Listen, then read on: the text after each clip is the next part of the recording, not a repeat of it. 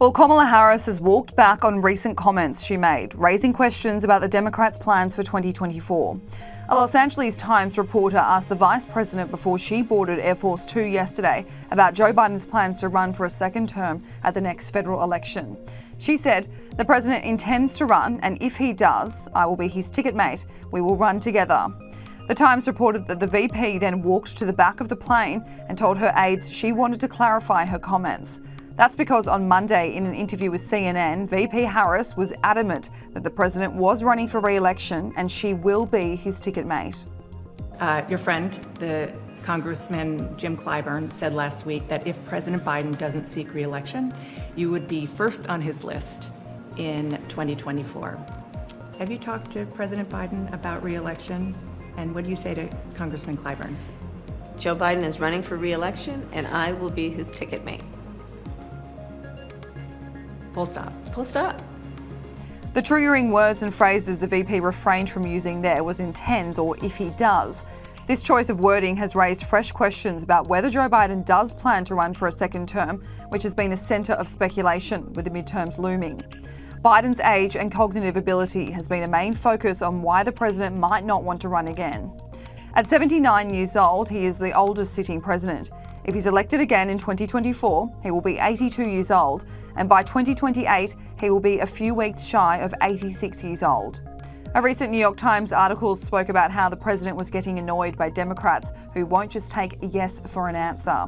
It states, Mr. Biden isn't just intending to run, his aides argue, but he's also laying the groundwork by building resources at the Democratic National Committee, restocking his operation in battleground states, and looking to use his influence to shape the nomination process in his favour. It continues, Mr. Biden has told aides he is determined to run again, although he has also noted he will take his family's advice into account. Mr. Biden's advisors recognise the political risk of being perceived as a one-term president and are intent on signalling that he intends to run for re-election.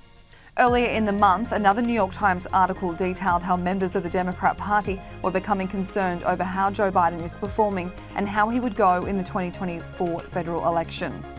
Biden's approval rating numbers are dismal. They are consistently sitting around the 30 to 40 percentile. The Times reported that they had interviewed nearly 50 Democrat officials this year, ranging from county leaders to members of Congress.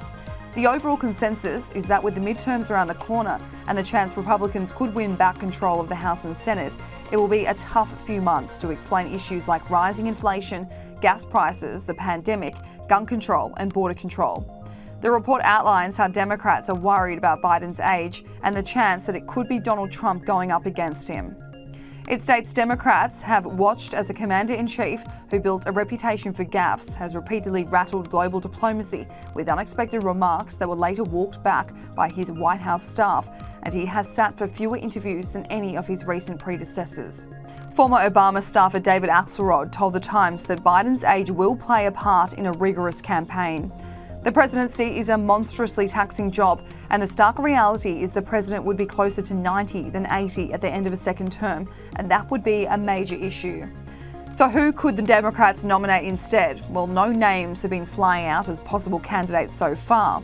A former Biden campaign advisor, Cristobal Alex, told The Times that there really isn't anyone who would win a national election other than the president. I am worried that leaders in the party aren't more aggressively touting the success of the administration. The narrative needs to shift, and that can only happen with a powerful echo chamber combined with action in Congress on remaining priorities. The American people feel unsettled.